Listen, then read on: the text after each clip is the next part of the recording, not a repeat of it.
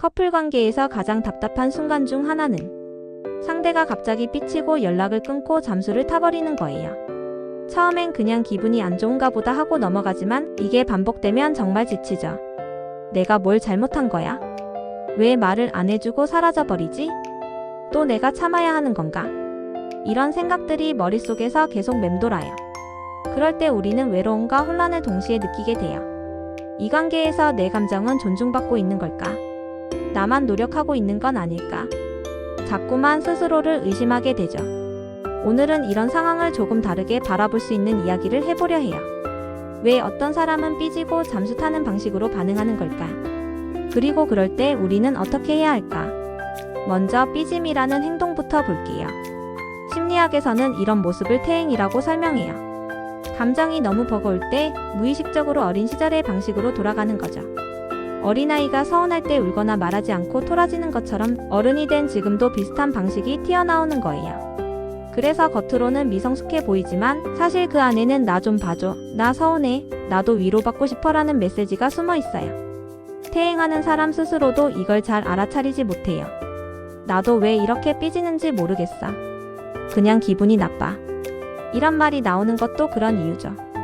결국 삐짐은 단순한 유치함이 아니라 관심과 애정을 갈망하는 신호라고 할 수 있어요. 이번엔 잠수를 볼까요? 잠수는 보통 행동하라고 불려요. 말로 감정을 표현하지 못할 때 행동으로 보여주는 방식이에요. 상대가 갈등이나 불편한 감정을 느끼면 처음에는 참고 또 참다가 어느 순간 감당이 안 되면 그냥 연락을 끊어버리고 사라지는 거죠. 이런 사람들은 어린 시절의 감정을 솔직하게 표현해본 경험이 부족한 경우가 많아요. 힘들어, 무서워 같은 말들을 해도 이해받지 못하거나 약하다고 비난받았을 가능성이 크죠.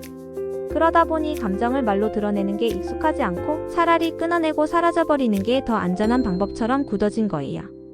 특히 회피형 애착이나 불안 회피형 애착을 가진 사람들에게 이런 패턴이 자주 나타납니다. 가까워지는 게 두렵고 연결이 어색하니까 사라져버리는 게 가장 익숙한 선택이 되는 거죠. 이제 여기서 중요한 건 이런 행동들을 이해한다고 해서 무조건 받아줘야 한다는 건 아니라는 거예요. 퇴행이든 행동하든 반복될수록 상대방은 지치고 상처를 입어요.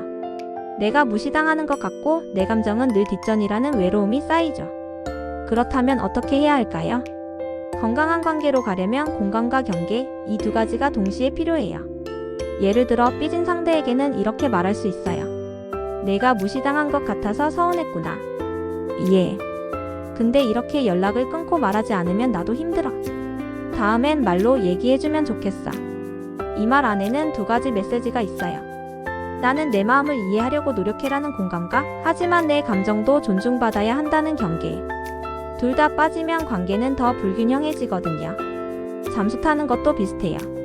혼자 있고 싶어서 잠깐 거리를 둔 건 알겠어. 그럴 때는 최소한 한마디만 해줘. 지금은 혼자 있고 싶어라고. 그래야 내가 덜 불안하거든.